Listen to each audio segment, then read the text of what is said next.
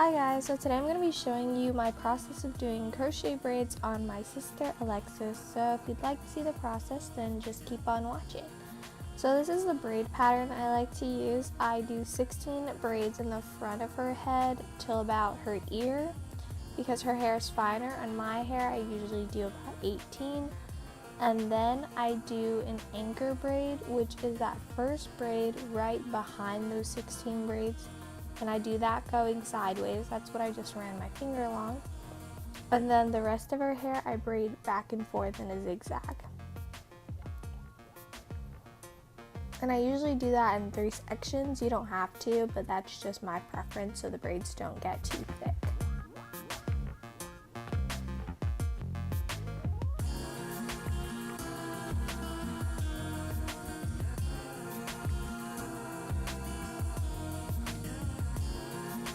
So the next thing you want to do is you take each of those 16 braids and pull those through the anchor braid.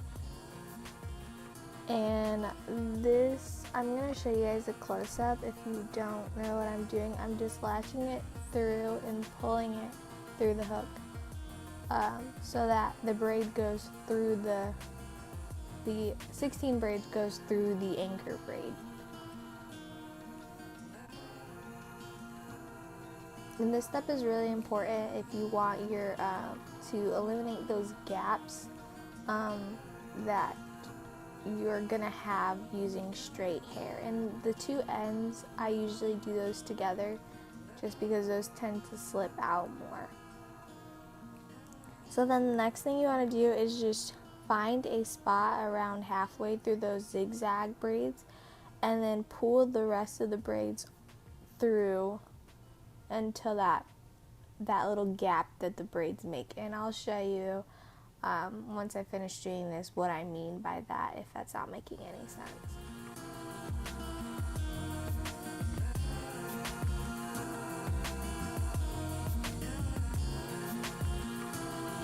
And I usually do these like 2 or 3 at a time just because it's faster, and at this point it doesn't really matter because that whole back section is going to get covered up. And don't forget to take your loose ends as well and crochet those up through to that braid too. So depending on how many loose ends you have, you want to put them all to that one spot. And then what you're going to want to do is start braiding those across and try to make this as flat as possible because you don't want this sticking through. So once I do that, I crochet that end through her hair until there's only about an inch of it poking through. And then I take a rubber band and I wrap it around there just so that stays secure and it doesn't slide through. And so that also when she goes to take her crochet braids out, she can feel around for that braid and that rubber band and find where to start unraveling her braids.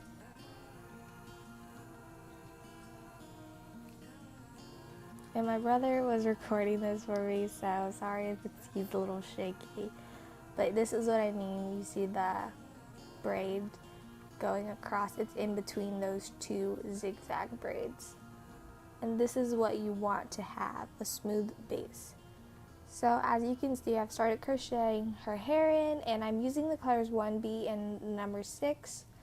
And I'm putting the pieces in at uneven balances so that she can have a long layered look.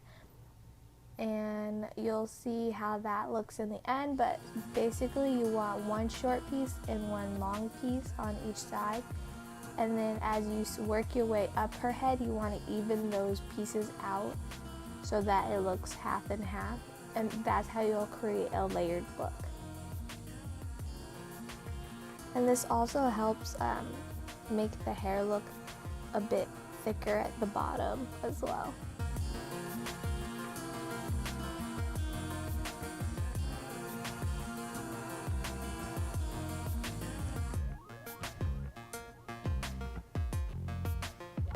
And if you're wondering, I did cut the hair in half, and I'm going every other color, so 1B then 6, then 1B then 6, and so on and so forth.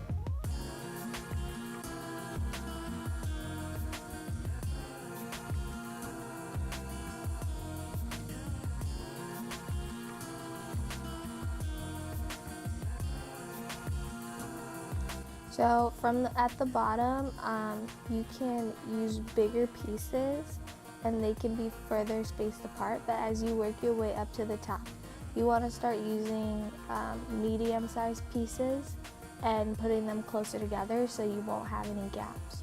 So the closer you get to that anchor braid, which is the one going across, that first one going across, you want to put the rest of you want to make the rest of the pieces smaller as you get closer to that braid. And now we're on the anchor braid, and this is really important. You want to pack those little pieces in really close together. Not to the point where it's overwhelming the braid and you're causing a lot of tension, but you should not be able to see any of the back of her hair after you install the pieces on the anchor braid.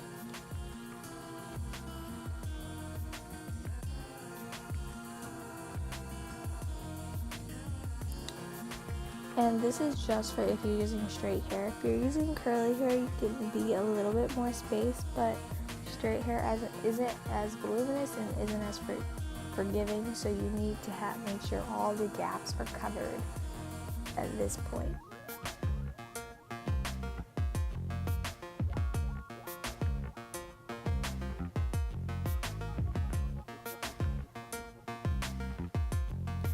And so now I'm taking 2 fingers and I'm measuring the front of her head, and I'm installing a tiny piece, and that's going to be the start of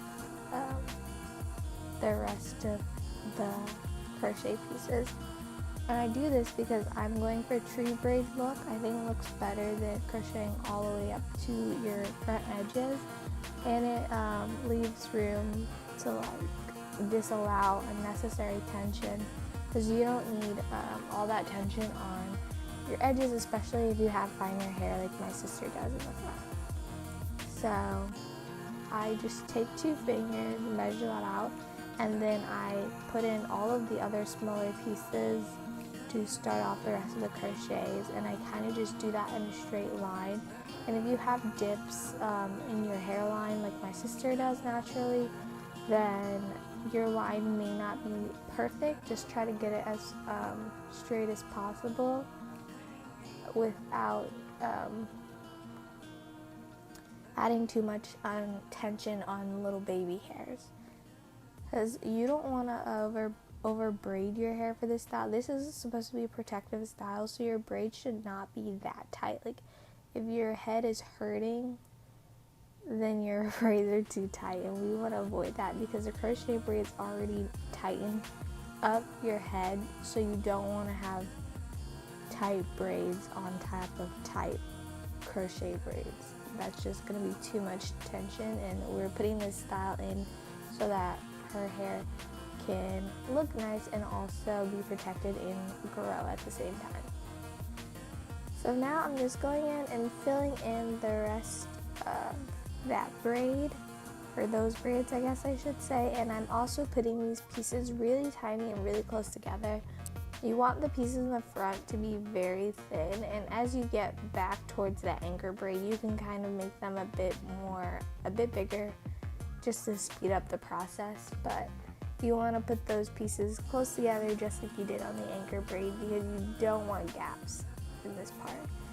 And at the front of her head, I am using the pieces at an even balance. I'm not staggering the lengths anymore, because this will just help give her a fuller look.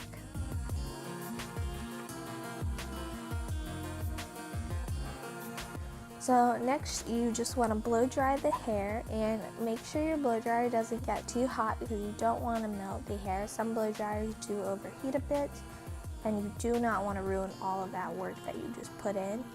And then she's going to follow it up with a flat iron, and I recommend that you use your flat iron around 75 degrees.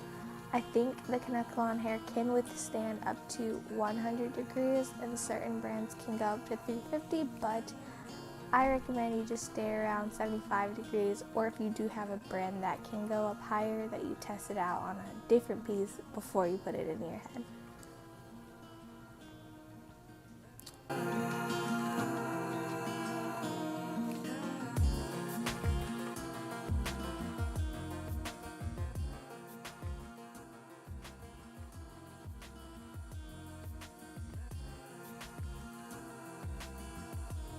This is what it's going to look like. As you can see, there are no gaps.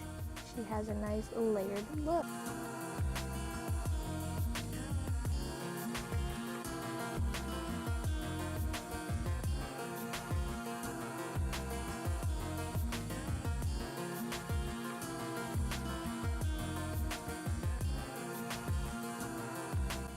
So here's a close look up at the front, and if you do have thicker hair, your gaps aren't going to be as big as hers, but she does have finer hair. And yeah, that's about it. I hope you guys liked the video, found it helpful. If you have any questions or comments, leave them down below and I'll get back to you. And don't forget to thumbs up and subscribe, and I'll see you guys next time. Bye. Bad things, finding hell, thick as fuck, oh my god, that's my baby.